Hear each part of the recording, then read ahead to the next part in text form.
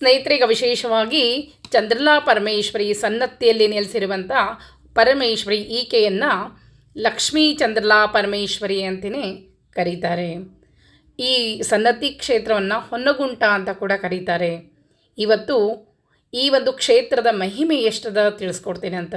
ಯಾಕಂದರೆ ನಾಳೆ ಬರುವಂಥ ಏಪ್ರಿಲ್ 7ನೇ ತಾರೀಕಿನ ದಿವಸ ಇಲ್ಲಿ ಉತ್ಸವ ಇರ್ತದೆ. ಅದಕ್ಕಾಗಿ ಈಕೆ ಒಂದು ಯಾರು ಚಂದ್ರಲಾ ಪರಮೇಶ್ವರಿ ಯಾರು, ಈ ಕ್ಷೇತ್ರ ಎಲ್ಲದ, ಇದರ ಮಹಿಮೆ ಏನು, ಮಹಿಮೆ ಅಂತ ಬಂದಾಗ ನನಗೂ ಕೂಡ ಒಂದು ವಿಶೇಷ ಅನುಭವ ಆಯಿತು. ಈ ಅನುಭವವನ್ನು ಕೂಡ ನಾನು ಹೇಳ್ತೇನೆ. ಯಾಕಂದರೆ ನಾನು ಕೂಡ ಸನ್ನತಿಗೆ ಹೋಗಿ ಬಂದೆ. ಅಲ್ಲಿ ನನಗೂ ಒಂದು ಅನುಭವ ಆಯಿತು. ಅಂದ್ಕೊಂಡೆ ದೇವಿ ಎಲ್ಲವನ್ನ ನೋಡ್ತಿರ್ತಾಳೆ ಅಂಥೇಳಿ. ನಾವು ಮಾಡುವಂಥ ಸೇವೆ ಆಗಿರ್ಬೋದು, ನಮ್ಮ ಮನಸ್ಸಿನಲ್ಲಿ ಏನು ನಡೀತಾ ಇದೆ ಅನ್ನೋದು ದೇವರಿಗೆ ಗೊತ್ತಿರ್ತದೆ ಅನ್ನೋದಕ್ಕೆ ಒಂದು ಸಣ್ಣ ಘಟನೆ ಆದರೂ ಕೂಡ ದೇವಿ ಮಹಿಮೆ ಎಷ್ಟು ಅಂತ ತೋರಿಸ್ಕೊಡ್ತದೆ. ಮೊದಲು ನಾನೊಂದು ನನ್ನ ಸಣ್ಣ ಘಟನೆಯನ್ನು ಹೇಳಿಬಿಡ್ತೀನಿ. ನಂತರ ಈ ಕ್ಷೇತ್ರ ಎಲ್ಲಿ ಬರ್ತದೆ, ಇದನ್ನು ಯಾವ ರೀತಿ ಹೋಗಬೇಕು. ಯಾಕಂದರೆ ಈ ನಾಳೆ ಏಪ್ರಿಲ್ 7ನೇ ತಾರೀಕಿಗೆ ಇಲ್ಲಿ ಉತ್ಸವ ಪ್ರಾರಂಭ ಆಗ್ತದೆ.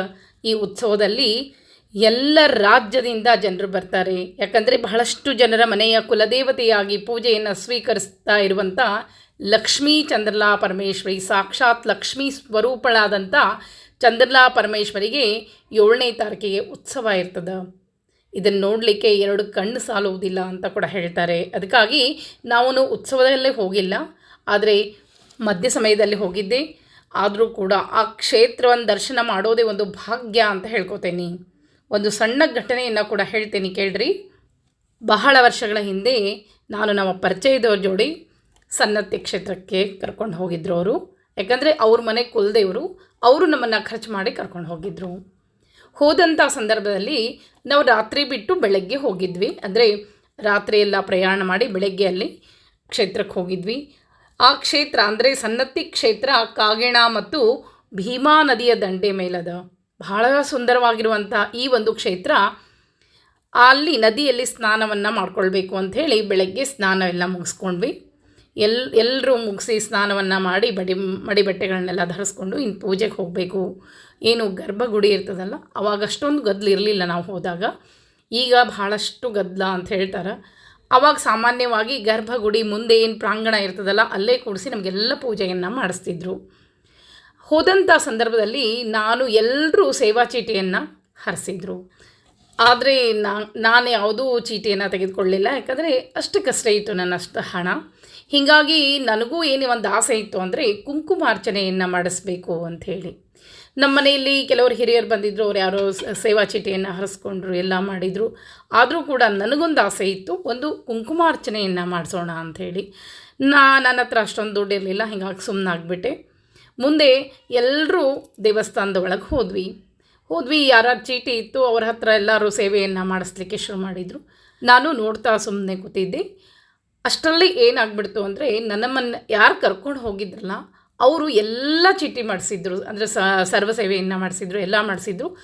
ಅವರು ಏನಾಗ್ಬಿಡ್ತು, ಅವ್ರದ್ದು ಕುಂಕುಮಾರ್ಚನೆ ಸಮಯ ಬರೋಷ್ಟೊತ್ತಿಗೆ ಅವರು ಒಂದು ತಂದಿದ್ದ ಚೀಲನೇ ಕಳೆದು ಹೋಗ್ಬಿಟ್ಟಿತ್ತು. ಅವರು ಮನೆಯವರು ಎಲ್ಲ ಕೇಳಲಿಕ್ಕೆ ಶುರು ಮಾಡಿದರು, ಆ ಚೀಲ ಎಲ್ಲದ ಅಂಥೇಳಿ.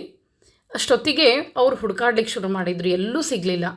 ಆಗ ಅವ್ರು ಬಂದು, ಯಾಕಂದರೆ ಎಲ್ಲರೂ ಸೇವೆಯನ್ನು ಮಾಡಿಸ್ಲಿಕ್ಕೆ ಎಲ್ಲ ಕೂತ್ಬಿಟ್ಟಿದ್ರು, ನಾವು ಖಾಲಿ ಇದ್ದೆ ಅಂತೆ ಸುಮ್ಮನೆ ಕೂತಿದ್ದೆ. ಅವರಿಗೆ ಕುಂಕುಮಾರ್ಚನೆ ಕುಂಕುಮಾರ್ಚನೆ ಮಾಡುವಂಥ ಸಮಯದಲ್ಲಿಯೇ ಅವ್ರದ್ದು ಬ್ಯಾಗ್ ಕಳೆದ್ಬಿಟ್ಟಿತ್ತು. ಹೀಗಾಗಿ ಅವ್ರು ಏನು ಮಾಡಿದರು, ನಾನು ಕರೆದು, ವೀಣಾ ಈ ಕುಂಕುಮಾರ್ಚನೆ ನೀನೇ ಮಾಡಿಸು, ನಾನು ಸ್ವಲ್ಪ ಬ್ಯಾಗ್ ನೋಡ್ಕೊಂಡು ಬರ್ತೀನಿ ಅಂಥೇಳಿ ರೂಮಿಗೆ ಹೋಗ್ಬಿಟ್ರು. ಆವಾಗ ನನಗನ್ನಿಸ್ತು, ನಾನು ಕುಂಕುಮಾರ್ಚನೆ ಮಾಡಬೇಕಂತ ಭಾಳ ಆಸೆ ಇತ್ತು, ದುಡ್ಡು ಇರಲಿಲ್ಲ. ಪಾಪ ಅವರು ಕುಂಕುಮಾರ್ಚನೆಯನ್ನು ಮಾಡಿಸ್ಬೇಕಂತ ಚೀಟಿ ತೊಗೊಂಡಿದ್ರು. ಎಲ್ಲ ಅವರು ಕುಲದೇವ್ರ ಮೇಲೆ ಎಲ್ಲ ಥರದ ಸೇವೆಯನ್ನು ಅವ್ರು ಮಾಡಿಸಿದ್ರು. ದೇವಿ ಅಂದ್ಕೊಂಡ್ಲು, ಎಲ್ಲ ಸೇವೆ ಅವ್ರು ಮಾಡಿಸ್ಲಿಕ್ಕತ್ತಾರ, ಅಟ್ಲೀಸ್ಟ್ ಆ ಒಂದು ಸೇವೆಯಲ್ಲಿ ಇವರೇ ಮಾಡಿಸ್ಲಿ ಅಂಥೇಳಿ. ಬಹುಶಃ ಆಕೆಗೆ ಅನಿಸ್ತೋ ಏನೋ, ಅಥವಾ ನಮ್ಮ ಒಂದು ಅಸಹಾಯಕತೆ ಆಕೆಗೆ ಬಹುಶಃ ಏನೋ ಒಂದು ಕೆಟ್ಟ ಅನಿಸಿರ್ಬೇಕೋ ಏನೋ ಗೊತ್ತಿಲ್ಲ. ನನಗೆ ಆ ಒಂದು ಕುಂಕುಮಾರ್ಚನೆ ಅವಕಾಶ ಒದಗಿ ಬಂದುಬಿಡ್ತು. ಅರ್ಚಕರ ಕರೆದು ಮುಂದೆ ಪಾದವನ್ನು ಇಟ್ಟು ಆ ಪಾದದ ಮೇಲೆ ಕುಂಕುಮಾರ್ಚನೆ ಮಾಡಿಸ್ತಿದ್ರು. ನನಗೆ ಆ ಕುಂಕುಮಾರ್ಚನೆ ಮಾಡಿಸ್ಲಿಕ್ಕತ್ತಾಗ ಕಣ್ಣಾಗ ನೀರು ಬರಲಿಕ್ಕೆ ಶುರುವಾಯಿತು. ನಾನು ಅಂದ್ಕೊಂಡಿದ್ದೆ ಕುಂಕುಮಾರ್ಚನೆ ಮಾಡಿಸ್ಬೇಕು ಅಂಥೇಳಿ, ಆದರೆ ದೇವಿ ಈ ರೀತಿ ಸೇವೆಯನ್ನು ತೆಗೆದುಕೊಳ್ತಾಳಂತ ಅಂದ್ಕೊಂಡೇ ಇರಲಿಲ್ಲ. ಆಮೇಲೆ ಅವ್ರ ಚೀಲ ಎಲ್ಲ ಸಿಕ್ತು. ಅದು ಎಲ್ಲಿತ್ತು ಅಂತಂದರೆ ದೇವಸ್ಥಾನದೊಳಗೆ ಇತ್ತು. ರೂಮಲ್ಲೆಲ್ಲ ಹುಡುಕಿ ಬಂದರೂ ಸಿಗಲಿಲ್ಲ. ಬಂದು ನೋಡ್ತಾರೆ, ಅವರು ಏನು ಒಂದಿಷ್ಟು ಸಾಮಗ್ರಿಗಳನ್ನ ಇಟ್ಕೊಂಡಿದ್ರಲ್ಲ ಅದರ ಮಧ್ಯದಲ್ಲೇ ಆ ಚೀಲ ಇತ್ತು. ಇದಕ್ಕೆ ಹೇಳ್ತಾರೆ ದೇವಿ ಮಹಿಮೆ ಅಂತ ಹೇಳಿ. ನಾವು ಕೇವಲ ನಮ್ಮ ಹತ್ರ ಹಣ ಇದೆ ಅಂತ ಮಾತ್ರ ನಾವು ಅಂದ್ಕೊಂಡ್ರೆ ನಮ್ಮ ಎಲ್ಲ ಸೇವೆಗಳು ಸಾಧ್ಯ ಇಲ್ಲ. ಯಾವಾಗ ನಾವು ಮನಸ್ಸಿನಿಂದ ಮಾಡಬೇಕು ಅಂತ ಹೇಳಿ ಅಂದ್ಕೊಳ್ತೇವಲ್ಲ, ದೇವರು ಯಾವುದಾದ್ರೂ ರೀತಿಯಲ್ಲಿ ನಮಗೆ ಒಂದು ಅನುಕೂಲವನ್ನು ಮಾಡಿಕೊಡ್ತಾನೆ. ನಾನು ಇದನ್ನೇ ಯಾವಾಗಲೂ ಹೇಳ್ತಿರ್ತೇನೆ. ಇಂತಹ ಘಟನೆಗಳನ್ನ ನಮ್ಮ ಜೀವನದಲ್ಲಿ ಮರೀಲಿಕ್ಕೆ ಸಾಧ್ಯ ಇಲ್ಲ ಅಲ್ವಾ. ಇಂತಹ ಮಹತ್ವವನ್ನು ಪಡೆದಿರುವಂಥ ಈ ಸನ್ನತಿ ಶ್ರೀ ಲಕ್ಷ್ಮೀ ಚಂದ್ರಲಾಂಬಾ ದೇವಸ್ಥಾನದ ಬಗ್ಗೆ ಕಥೆ ಅದ. ಆ ಕಥೆಯನ್ನು ಹೇಳ್ತೀನಿ, ಎಲ್ಲಿ ಅದ ಈ ಕ್ಷೇತ್ರ ಕೂಡ ಹೇಳ್ತೀನಿ. ಯಾರು ಬೇಕಾದರೂ ಹೋಗಿ ಬರ್ಬೋದು, ಬಹಳಷ್ಟು ಸುಂದರವಾಗಿ ಅದ. ಈ ಕ್ಷೇತ್ರದ ದೇವಿ ದರ್ಶನವನ್ನು ಕೂಡ ಮಾಡಿಸ್ತೀನಿ. ಮೊದಲು ಈ ಕ್ಷೇತ್ರ ಎಲ್ಲದ ಅಂತ ಹೇಳ್ತೇನೆ ನೋಡ್ರಿ. ಈ ಕ್ಷೇತ್ರ ಇರೋದು ಚಿತ್ತಾಪುರ ತಾಲೂಕಿನ ಕಲಬುರಗಿ ಜಿಲ್ಲೆಯಲ್ಲಿ. ಅಂದರೆ ನಾವು ಮೊದಲು ಗುಲ್ಬರ್ಗ ಅಂತ ಹೇಳ್ತಿದ್ವಿ, ಈಗ ಅದನ್ನು ನಾವು ಕಲಬುರಗಿ ಅಂತ ಹೇಳ್ತೇವೆ. ಅದಕ್ಕೆ 70 ಕಿಲೋಮೀಟರ್ ದೂರದಲ್ಲಿರುವಂಥ ಈ ಸನ್ನತಿ ಕ್ಷೇತ್ರ, ಇದನ್ನು ಸನ್ನತಿ ಅಥವಾ ಹೊನ್ನಗುಂಟ ಕ್ಷೇತ್ರ ಅಂತ ಕೂಡ ಕರೀತಾರೆ. ಈ ಸ್ಥಳ ಮಾರ್ಕಂಡೇಯರ ತಪೋಭೂಮಿ ಅಂತ ಹೇಳ್ತಾರೆ. ಸಾಕ್ಷಾತ್ ಮಹಾಲಕ್ಷ್ಮಿ ಪಾರ್ವತಿ ರೂಪಳಾದಂಥ ಶ್ರೀ ಲಕ್ಷ್ಮೀ ಚಂದ್ರಲಾ ಪರಮೇಶ್ವರಿ ಪಾದುಕಾ ರೂಪದಲ್ಲಿ ಇಲ್ಲಿ ನೆಲೆಸ್ತಾಳೆ. ಇದನ್ನು ನಾವು ಮಾರ್ಕಂಡೇಯ ಪುರಾಣದಲ್ಲೂ ಕೂಡ ಒಂದು ಉಲ್ಲೇಖದ, ಅದನ್ನು ಕೂಡ ನೀವು ನೋಡ್ಬೋದು.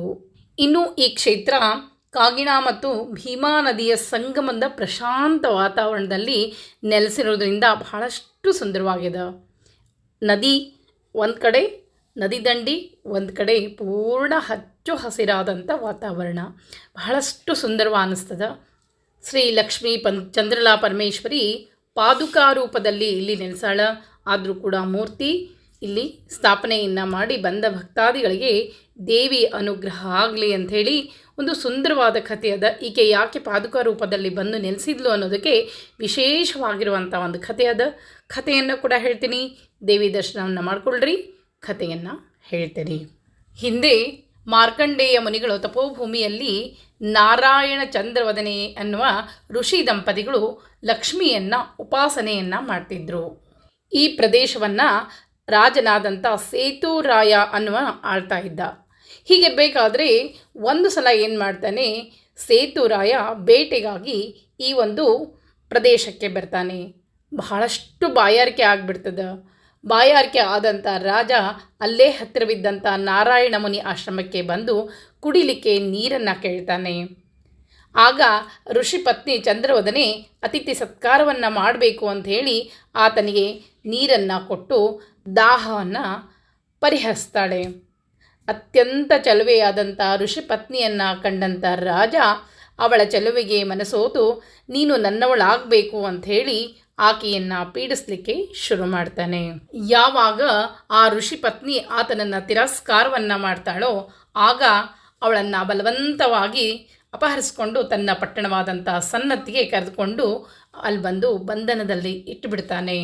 ನಾರಾಯಣ ಮುನಿ ಹೊರಗೆ ಹೋಗಿರ್ತಾರೆ. ಆಗ ನಾರಾಯಣ ಮುನಿ ಆಶ್ರಮಕ್ಕೆ ಬಂದು ನೋಡಿದಂಥ ಸಂದರ್ಭದಲ್ಲಿ ಪತ್ನಿ ಅಲ್ಲೇ ಇರುವುದಿಲ್ಲ. ಆಗ ಚಿಂತೆಯನ್ನು ಮಾಡಲಿಕ್ಕೆ ಶುರು ಮಾಡ್ತಾರೆ. ತಮ್ಮ ಒಂದು ಏನು ಯೋಗ ದೃಷ್ಟಿಯಿಂದ, ದೂರದೃಷ್ಟಿಯಿಂದ ಅಲ್ಲಿ ಏನಾಯಿತು ಸಂಗತಿಯನ್ನು ಅವರು ಅರಿತುಕೊಳ್ತಾರೆ. ಆಗ ಶಕ್ತಿ ಸ್ವರೂಪಿಣಿಯಾದಂಥ ಹಿಂಗುಲಾಂಬಾನ ಸ್ಮರಣೆಯನ್ನು ಮಾಡಲಿಕ್ಕೆ ಶುರು ಮಾಡ್ತಾರೆ. ಈಗಿನ ಬಲೂಚಿಸ್ತಾನದಲ್ಲಿರುವಂಥ, ಅಂದರೆ ಪಾಕಿಸ್ತಾನದಲ್ಲಿ ಈ ಹಿಂಗುಲಾಂಬ ಅಂತೇನು ಹೇಳ್ತೀವಿ ಆ ದೇವಸ್ಥಾನ ಇವತ್ತಿನ ದಿವಸ ಪಾಕಿಸ್ತಾನದೊಳಗದ.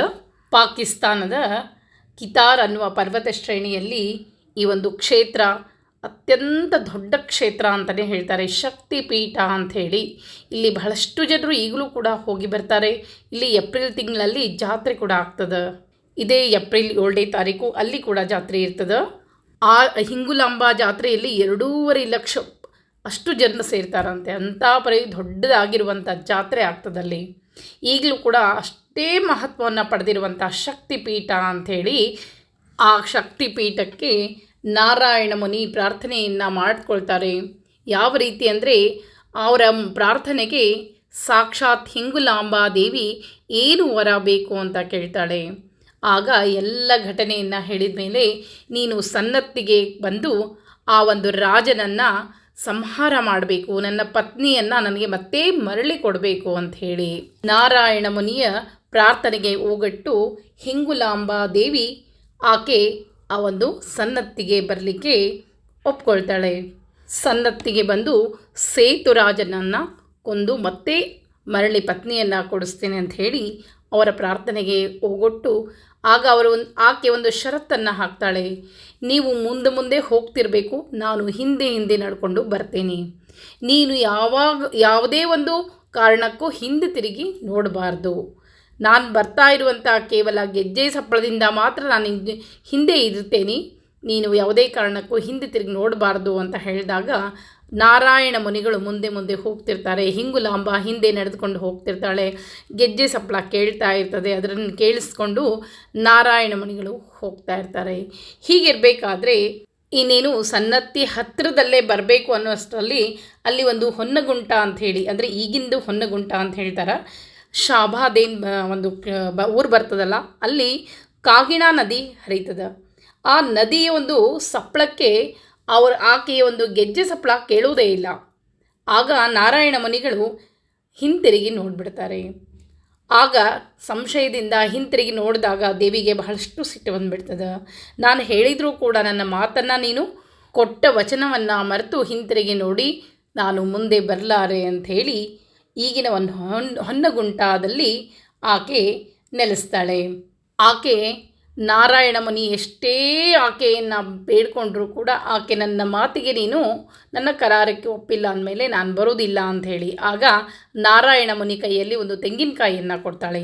ಇದು ನಿನ್ನ ರಕ್ಷಣೆಯನ್ನು ಮಾಡ್ತದ, ತೆಗೆದುಕೊಂಡು ಹೋಗು ಅಂಥೇಳಿ. ಈ ಕಡೆ ಏನಾಗಿರ್ತದೆ, ರಾಜ ಚಂದ್ರವದನೆಗೆ 40 ದಿನಗಳ ಗಡುವು ಕೊಟ್ಟಿರ್ತಾನೆ. ಯಾವಾಗ 41ನೇ ದಿವಸ ಆ ದಿನ ನೀನು ನನ್ನ ಮದುವೆ ಆಗಲೇಬೇಕು ಅಂಥೇಳಿ. ಆಗ ಆಕೆ ಕೂಡ ಚಂದ್ರವದನೆ ಕೂಡ ಆರ್ತಳಾಗಿ ಹಿಂಗುಲಾಂಬೆಯನ್ನು ಸ್ಮರಣೆ ಮಾಡ್ತಿರ್ತಾಳೆ, ಪ್ರಾರ್ಥನೆಯನ್ನು ಮಾಡ್ಕೋತಾ ಇರ್ತಾಳೆ. ಆಗ ಎಷ್ಟೇ ದಿನ ಆದರೂ ತನ್ನ ಗಂಡ ಬರೆದಿದ್ದನ್ನು ಕಂಡು ಆಕೆ ಇನ್ನೇನು ನಾನು ಉಳಿಬಾರ್ದು, ಅಗ್ನಿ ಪ್ರವೇಶವನ್ನು ಮಾಡಿಬಿಡಬೇಕು, ದೇಹವನ್ನು ಕಳೆದುಕೊಂಡು ಬಿಡಬೇಕು ಅಂಥೇಳಿ ಅಂದ್ಕೊಂಡಿರುವಂಥ ಸಂದರ್ಭದಲ್ಲಿ 41ನೇ ದಿನ ಬರ್ತದೆ.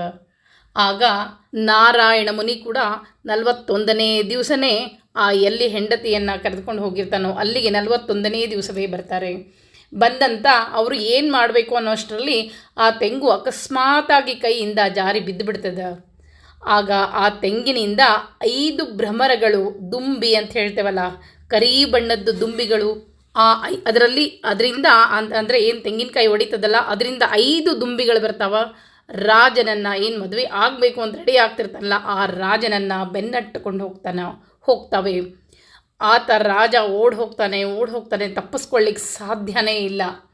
ಆ 5 ಭ್ರಮರಗಳು ಆತನನ್ನು ಬೆನ್ನೇ ಬಿಡುವುದಿಲ್ಲ. ಆಗ ರಾಜ ಏನು ಮಾಡ್ತಾನೆ, ಭೀಮಾ ನದಿಯಲ್ಲಿ ಮುಳುಗ್ಬಿಡ್ತಾನೆ. ಯಾಕಂದರೆ ನೀರಿನಲ್ಲಿ ಮುಳುಗಿದಾಗ ರಕ್ಷಣೆ ದೊರಕ್ತದಂತ ಹೇಳಿ ಎಷ್ಟೇ ಪ್ರಯತ್ನ ಮಾಡಿದರೂ ಕೂಡ ಆತನ ಸುತ್ತಲೂ ತಿರುಗಲಿಕ್ಕೆ ಶುರು ಮಾಡಿಬಿಡ್ತಾವ ಆ ಭ್ರಮರಗಳು. ರಾಜನನ್ನು ಮೇಲೆ ಬರಲಿಕ್ಕೆ ಕೊಡುವುದಿಲ್ಲ. ಸೇತು ರಾಜ ಅಲ್ಲಿ ಉಸಿರುಗಟ್ಟು ಸತ್ತು ಬಿಡ್ತಾನೆ. ಇವತ್ತಿಗೂ ಕೂಡ ಅದನ್ನು ನಾವು ಸೇತುರಾಜನ ಮಡು ಅಂಥೇಳಿ ಅಲ್ಲಿ ನೋಡ್ಬೋದು. ನಂತರ ಸೇತುರಾಜ ತೀರ್ಕೊಂಡು ಹೋದ್ಮೇಲೆ ನಾರಾಯಣ ಮುನಿ ಪತ್ನಿಯಾದಂಥ ಚಂದ್ರವದನೆಯೊಂದಿಗೆ ದೇವಿಗೆ ಪೂಜೆಯನ್ನು ಸಲ್ಲಿಸಿ ಸನ್ನತ್ತಿಗೆ ಬಂದು ನೆಲೆಸಬೇಕು ಅಂತ ಪ್ರಾರ್ಥನೆಯನ್ನು ಮಾಡ್ತಾರೆ.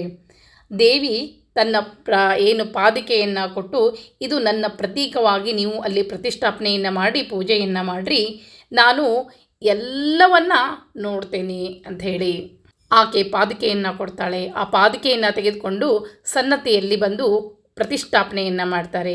ಪ್ರತಿಷ್ಠಾಪನೆ ಮಾಡಿದ್ದೇ ತಡ ಆ 5 ಭ್ರಮರಗಳು ಆ ಒಂದು ಪಾದಿಕೆಯಲ್ಲಿ ಬಂದು ಐಕ್ಯ ಆಗ್ತವೆ. ಇವತ್ತಿಗೂ ಕೂಡ ನಾವು ಬಲಪಾದಿಕೆಯಲ್ಲಿ 3 ರಂಧ್ರಗಳು ಮತ್ತು ಪಾದುಕೆಗಳಲ್ಲಿ 2 ರಂಧ್ರಗಳನ್ನ ಇವತ್ತಿಗೂ ಕೂಡ ನಾವು ನೋಡ್ಬೋದು. ಈಕೆಯನ್ನು ಹಿಂಗುಲಾಂಬ, ಚಂದ್ರಲಾಮ, ಭ್ರಮರಾಂಬ ಅಂಥೇಳಿ ಪೂಜೆಯನ್ನು ಮಾಡ್ತಾರೆ. ಕಾರಣ ಮಹಾಕಾಳಿ, ಮಹಾಲಕ್ಷ್ಮಿ, ಮಹಾಸರಸ್ವತಿ ನಮಃ ಅಂಥೇಳಿ ಸಾಕ್ಷಾತ್ ಶಕ್ತಿಪೀಠ ಅಂಥೇಳಿ ಕರೆಸ್ಕೊಳ್ತದೆ. ಇದೇ 7ನೇ ತಾರೀಕು ಅಲ್ಲಿ ದೇವಿ ಪಂಚಮಿ ಅಂದರೆ ಚೈತ್ರ ಮಾಸದ ಕೃಷ್ಣ ಪಂಚಮಿ ದಿವಸ ರಥೋತ್ಸವವನ್ನು ಮಾಡ್ತಾರೆ. ದೇವಿಗೆ ನಾನಾ ಥರದಿಂದ ಎಲ್ಲ ರೀತಿಯಾದ ಅಡುಗೆ ನೈವೇದ್ಯ ಇರ್ತದೆ. ಜೊತೆಗೆ ಎಲ್ಲರೂ ಬಂದು ಉಡಿಯನ್ನು ತುಂಬ್ತಾರೆ. ಯಾರ ಕುಲದೇವತೆಯಾಗಿರ್ತಾಳೋ ಅಷ್ಟೇ ಅಲ್ಲ, ಕುಲದೇವತೆ ಇದ್ದವ್ರು ಮಾತ್ರ ಅಲ್ಲ, ಯಾರು ಬೇಕಾದರೂ ದೇವಿಗೆ ಹೋಗಿ ಉಡಿಯನ್ನು ತುಂಬಿ ಬರಬಹುದು. ಸನ್ನತ್ತಿಗೆ ಹೋಗಬೇಕು ಅಂದರೆ ನೀವು ನಾಲ್ವಾರ್ ರೈಲ್ವೆ ಸ್ಟೇಷನ್ನಿಂದ ಬರೀ ಕೇವಲ 19 ಕಿಲೋಮೀಟರ್ ಮಾತ್ರ ಅದ. ರೈಲ್ವೆ ಅನುಕೂಲ ಅಂತೂ ಬಹಳಷ್ಟು ಅದು. ಎಲ್ಲ ಕಡೆಯಿಂದಲೂ ನಾಲ್ವಾರ್ ಸ್ಟೇಷನ್ನಕ್ಕೆ ಇಳಿಬೇಕು. ಬೆಂಗಳೂರಿಂದ ಬಂದವರು ಕೂಡ ನಾಲ್ವಾರ್ ಸ್ಟೇಷನ್ ಅಂತಂದರೆ ಯಾರಾದರೂ ನಿಮಗೆ ಹೇಳ್ತಾರೆ. ಈ ರೀತಿ ಇದು ರೈಲ್ವೆ ಸ್ಟೇಷನ್ ಆಗಿರ್ಬೋದು. ಇನ್ನು ಬಸ್ ಅನುಕೂಲ ಕೂಡ ಬೇಕಾದಷ್ಟು. ನಾನು ನಿಮಗೆ ನಂಬರ್ ಕೂಡ ಹಾಕಿರ್ತೀನಿ. ಯಾರಿಗಾದರೂ ಅಲ್ಲಿ ಪೂಜೆ ಏನಾದ್ರೂ ಸೇವೆ ಸಲ್ಲಿಸಬೇಕು ಅಂದರೆ ನಂಬರಲ್ಲಿ ಕೂಡ ನೀವು ಅವರನ್ನು ಸಂಪರ್ಕ ಮಾಡ್ಬೋದು. ಇನ್ನು ವಿಶೇಷವಾಗಿರುವಂಥ ಒಂದು ಶ್ಲೋಕವನ್ನು ಹೇಳ್ಕೊಡ್ತೀನಿ. ಕುಲದೇವರ ಆದವರು ಅನ್ಬೋದು ಅಥವಾ ಕುಲದೇವರ ಆಗದೇ ಇದ್ದವರು ಕೂಡ ಈ ಶ್ಲೋಕವನ್ನು ನಿತ್ಯ ಪಾರಾಯಣ ಮಾಡೋದ್ರಿಂದ ಮಹಾಕಾಳಿ, ಮಹಾಲಕ್ಷ್ಮಿ, ಮಹಾಸರಸ್ವತಿ ರೂಪದಲ್ಲಿರುವಂಥ ಈ ಚಂದ್ರಲಾ ಪರಮೇಶ್ವರಿ ನೀವು ಯಾವುದೇ ಸಂಕಷ್ಟದಲ್ಲಿದ್ದರೂ ಕೂಡ ಈಕೆ ನಿಮ್ಮನ್ನು ಪರಿಹಾರ ಮಾಡ್ತಾಳೆ. ಯಾಕಂದರೆ ಅಷ್ಟೊಂದು ಜಾಗೃತ ಕ್ಷೇತ್ರ ಅಂತಲೇ ಈ ಕ್ಷೇತ್ರ ಕರೆಸ್ಕೊಳ್ತದೆ. ಇಲ್ಲಿ ಊಟದ ವ್ಯವಸ್ಥೆ ಕೂಡ ಅದ. ಹೋದವರಿಗೆ ನದಿ ಸ್ನಾನ ಆಗ್ತದೆ, ಊಟದ ವ್ಯವಸ್ಥೆ ಅದ. ಬಹಳ ಸುಂದರವಾಗಿರುವಂಥ ದೇವಸ್ಥಾನ, ಶಕ್ತಿ ಪೀಠ ಅಂಥೇಳಿ ಯಾರು ನೋಡಿಲ್ಲ ಈ ಕ್ಷೇತ್ರಕ್ಕೆ ಹೋಗಿ ಬರಬಹುದು. ಇನ್ನು ವಿಶೇಷ ಸ್ತೋತ್ರ ಅಂತ ಹೇಳ್ತೇವೆ, ಅಷ್ಟಕ ಅಂಥೇಳಿ. ಶ್ರೀ ಚಂದ್ರಲಾಂಬ ಅಷ್ಟಕ ಸರ್ವ ಕಷ್ಟಗಳನ್ನು ದೂರ ಮಾಡ್ತದೆ. ಹೇಳ್ತೀನಿ, ಕೇಳಿಸ್ಕೊಡ್ರಿ. ನಿಮ್ಗೆ ಹೇಳಲಿಕ್ಕೆ ಬರಲಿಲ್ಲ ಅಂದರೆ ನೀವು ನಿತ್ಯ ಕೇಳಿದರೂ ಸಾಕು. ಓಂ ಶ್ರೀ ಗಣೇಶಾಯ ನಮಃ. ಪ್ರಣಮಾಮಿ ತ್ವತ್ಪಾದಪಂಕಜಯುಗ್ಮಂ ಗುಣಾತೀತವಿದ್ಯಾಪ್ರಭಾವಿಶ್ವರೂಪಂ ಮಣಿಕಾಂಚನ ದಿವ್ಯಸಿಂಹಾಸನಸ್ಥೆ ಫಣಿರ್ಭೂಷಣೆ ಶ್ರೀಚಂದ್ರಲಾಂಬಾ ನಮಸ್ತೆ. ನಿರಾಕಾರ ಸಾಕಾರ ಓಂಕಾರಗಮ್ಯಂ ಪರಬ್ರಹ್ಮವಸ್ತು ಪ್ರಕಾಶಸ್ವರೂಪಂ ಪರಂ ಜ್ಯೋತಿ ಕೌಮಾರಿ ಕಲ್ಯಾಣಮೂರ್ತಿಂ ಪರಶಕ್ತಿ ಶ್ರೀಚಂದ್ರಲಾಂಬಾ ನಮಸ್ತೆ. ಅನಧ್ಯಾಸಮಧ್ಯೆ ಮನಜ್ಞಾನಶಕ್ತಿ ಸುನಾಶೀರ್ಮುಖೆ ಮುನಿಜನಾಸ್ತೋಮ ವಂದೇ ಮನಃಕಾಮನಾ ಸಿದ್ಧಿ ಕೈವಲ್ಯಧಾತ್ರೆ ಘನಾನಂದ ಶ್ರೀಚಂದ್ರಲಾಂಬಾ ನಮಸ್ತೆ. ಆಪಾರಃ ಪ್ರಭದ್ದಿವ್ಯಲಾವಣ್ಯಗಾತ್ರೆ ಅಪಾನರ್ಕಸೋಮಾರ್ಕವನ್ಹಿ ತ್ರಿನೇತ್ರೆ ವಿಪತ್ಕರ್ಮ ವಿದ್ವಂಸಿನಿ ವಿಶ್ವಭದ್ರೇ ಕೃಪಾಂಭೋನಿಧೆ ಶ್ರೀಚಂದ್ರಲಾಂಬಾ ನಮಸ್ತೆ. ಗದಾ ಪಾಂಚಜನ್ಯಂ ಭುಜೆ ಚಕ್ರಪಾಣಿ ಸದಾ ಸುಪ್ರಸನ್ನಾಶ್ರಿತಕಲ್ಪವಲ್ಲಿ ಚಿದಾನಂದ ತತ್ವಾತ್ಮಕೆ ಯೋಗಮೂರ್ತೆ ತ್ರಿಧಾ ಶಕ್ತಿ ಶ್ರೀಚಂದ್ರಲಾಂಬಾ ನಮಸ್ತೆ. ಜಗಜ್ಜೀವನಿ ಸೃಷ್ಟಿ ನಿರ್ಮಾಣಕಾರಿ ಜಗದ್ವ್ಯಾಪಿನಿ ಗಾಯತ್ರಿ ವೇದಾಂತ ವೇದ್ಯೆ ಆಗಮ್ಯ ಪ್ರಣಾತಾಪ ಪ್ರಕಾಶಸ್ವರೂಪೇ ಆಧಾರಾನ್ನಿ ಶ್ರೀಚಂದ್ರಲಾಂಬಾ ನಮಸ್ತೆ. ಮಹಾಲಕ್ಷ್ಮಿ ಕಾತ್ಯಾಯನಿ ವೇದಮಾತಃ ಮಹತ್ವಾದಿಭೂತೋಧರಿ ಭೂತನಾಥೆ ಮಹಾಕಾಲಿಕೆ ದಿವ್ಯಮಾಂಗಲ್ಯಯುಕ್ತೆ ಮಹಾರಾಜ್ಞಿ ಶ್ರೀಚಂದ್ರಲಾಂಬಾ ನಮಸ್ತೆ. ದಿಶಾ ಮಧ್ಯ ದೇವಿ ಕಕುರ ಭೀಮತಟಾಕೆ ಪ್ರಸನ್ನೆ ಸದಾ ಸನ್ನತಿ ಗ್ರಾಮ ಈಶೆ ಪ್ರಸಿದ್ಧಾದಿಪೀಠಾಪುರಿ ಕ್ಷೇತ್ರವಾಸೆ ಪ್ರಸನ್ನಾದಿ ಶ್ರೀಚಂದ್ರಲಾಂಬಾ ನಮಸ್ತೆ. ಇತಿ ಶ್ರೀಚಂದ್ರಲಾಂಬಾ ಅಷ್ಟಕ ಸಂಪೂರ್ಣಂ. ಈ ರೀತಿಯಾಗಿ ಸಾಕ್ಷಾತ್ ಮಹಾಕಾಳಿ, ಮಹಾಲಕ್ಷ್ಮಿ, ಮಹಾಸರಸ್ವತಿ ರೂಪದಲ್ಲಿರುವಂಥ ಚಂದ್ರಲಾಂಬಾ ಪರಮೇಶ್ವರಿಯ ಅಷ್ಟಕ ಸ್ತೋತ್ರ ಈ ವಿಡಿಯೋ ಒಳಗೆ ಹಾಕಿರ್ತೀನಿ. ಯಾರು ಬೇಕಾದರೂ ನಿತ್ಯ ಪಾರಾಯಣ ಮಾಡ್ಬೋದು. ಚಂದ್ರಲಾಂಬಾ ಕಥೆಯನ್ನು ಕೇಳಿ ಸ್ತೋತ್ರ ಪಾರಾಯಣ ಮಾಡೋದ್ರಿಂದ ಎಷ್ಟೋ ಸಂಕಷ್ಟಗಳು ದೂರ ಆಗ್ತದೆ. ಈ ರೀತಿಯಾಗಿರುವಂಥ ಚಂದ್ರಲಾಂಬಾ ಕಥೆಯನ್ನು ಇವತ್ತು ಹೇಳಿದೆ. ಇನ್ನು ನಿಮಗೆ ಯಾವ ಕ್ಷೇತ್ರದ ಮಹಾತ್ಮೆಯ ಕೇಳಬೇಕು ಅನ್ನಿಸ್ತದೆ ಖಂಡಿತವಾಗಿಯೂ ಕಮೆಂಟ್ಸ್ ಹಾಕಿ ಕೇಳ್ರಿ. ಸಮಯ ಸಿಕ್ಕಾಗ ಕ್ಷೇತ್ರ ಮಹಾತ್ಮೆಯನ್ನು ತಿಳಿಸ್ಕೊಡ್ತೇನೆ ಅಂತ. ಮತ್ತೆ ಸಿಗ್ತೀನಿ. ನಮಸ್ಕಾರ.